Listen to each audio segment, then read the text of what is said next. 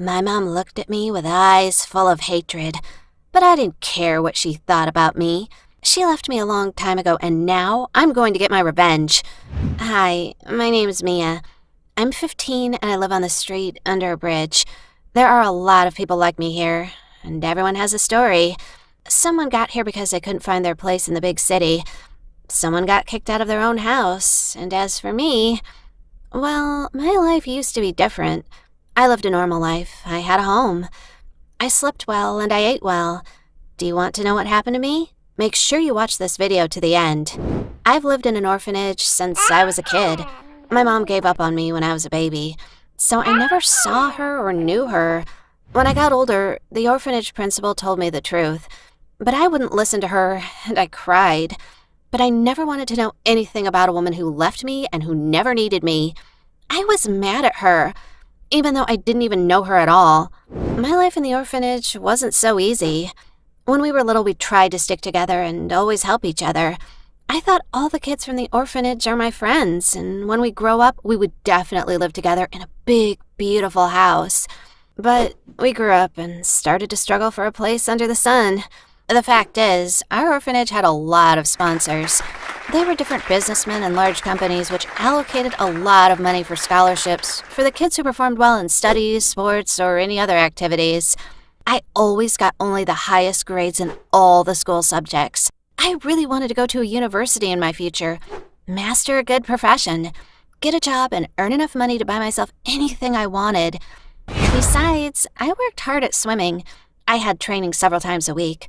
I took part in different competitions and won many awards. The orphanage management noticed my progress, so every month I received good financial support as a scholarship. I tried to save money for my future. I still couldn't clearly imagine what my future was going to be like, but I kept on saving money and I couldn't afford to buy myself something I wanted. Of course, many kids from the orphanage didn't like that all the teachers praised me and that I got a scholarship. At first, they started bullying me. They called me a nerd, pushed my shoulder while passing by. Well, I put up with it because I knew there was nothing I could do about it. I couldn't complain to the teachers because they'd call me a snitch. However, these bullies realized I wasn't going to tell anyone about it, so they got bolder. For example, they would lock me up in the toilet for the whole day. They tore up my notebooks or textbooks, and they put my part of the room in complete disorder. They were probably looking for money, but I hid it in a safe place, as I knew I couldn't trust anyone. I somehow held on, putting my last strength together, although I was very offended because I was always a target for bullying. Still, I had one friend, Kevin. We tried to stick together, but when Kevin went away to a competition, he played basketball. It was really hard for me to hold on. I still dread to remember one of these days. I got home late from training, and I was surprised my roommate still hadn't shown up. I took a shower, got ready for bed, and I heard the door handle turn and someone entering the room. I thought it was Mary, my roommate. Instead, there were 3 guys there who were 2 to 3 years older than me. I guessed I was in serious trouble.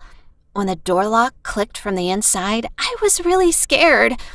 I think I was lucky I lived on the ground floor, and I opened the window to my room every night to get some air. While the guys were coming up to me, I managed to jump out of the window and run away. When I came to my senses, I was far away from the orphanage. I knew I would be able to get back only in the morning when everyone would be awake. I believed I should tell the teachers about it, even if these guys got punished later. I was wandering thoughtlessly through the streets, and I came across some people hanging out under a bridge. They warmed themselves by a fire in a barrel. They were different, old people, young people, and even kids. I was cold because I ran away wearing only my pajamas, and I was even barefoot. So the fire was my salvation. Christian, who was in charge of the party, asked me what I was doing there at such a late hour. I told him my story. I didn't expect compassion. I just wanted to share it with someone because I'd been keeping it in for more than a year. Christian sincerely sympathized with me and offered to let me stay with them. Well, anyway, it's better than the orphanage because one day I could no longer escape. I understood it was dangerous for me to stay in the orphanage after that night, so I agreed. The next day, I waited for Kevin on the way from his training, and I asked him to pack my things up. Of course, my friend was very surprised. He tried to dissuade me from running away. He said there was no good in street life, but I had already made my decision and I was not going to give up. And that's how I ended up on the street. I couldn't go to school anymore as I could have been ambushed there. I had to give up my swimming trainings too. I started spending the money I saved little by little just so not to starve. Well, I guess this was my rainy day. One day I was wandering along the streets looking for a job. I saw a screen on one of the business centers, or rather, the show that was there, and it caught my attention. There was a successful businesswoman there talking about her perfect family. They showed her husband and kids, and something about this woman struck me. I felt like she was very familiar to me. I mean, she had some facial features, habits, smile. I couldn't figure out who she reminded me of until I turned around and saw my own reflection in the shop window. This can't be. That's what I thought. This woman reminded me of me. She had the same look, the same dimples, the same nose, but this successful lady who was a mother of a perfect family couldn't be my mom. But I decided all my reflections were nonsense, so I continued to search for work. But I couldn't stop thinking about this businesswoman. I realized I wouldn't stop worrying until I knew the truth. And the only person who knew the truth about my real family was the orphanage principal. Meanwhile, I couldn't go there by myself because I ran away and I was afraid to show up. So I asked Kevin to secretly get into the principal's office, look for my dossier, and find out the truth. Kevin agreed to help me. And not only did he find my dossier, he stole it from me. At first, I hesitated to look at this thin folder. My past never bothered me, and I didn't even know what I would do if this dossier confirmed this woman was my real mom. But there was little information about my parents there. First name, last name, age. It turned out my mom gave birth to me at 17. No wonder she decided to leave me in the orphanage. She was still a kid herself, and she couldn't earn a living. Okay, I won't torment you with the answer.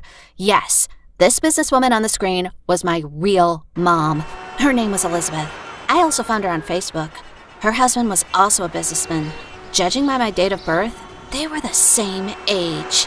And just as I realized my biological mom was a billionaire's wife, I got a plan in my mind. I decided to get back at her, and at the same time, provide for my future and get myself a roof over my head. The easiest thing to do was blackmail. She wasn't just the wife of a billionaire. She was a respected businesswoman herself. And her husband was a politician who was always talking about his perfect family. What if the media finds out his wife once had a kid at 17 and left her in an orphanage? I was sure some media would definitely pay me a lot of money for such dirty laundry.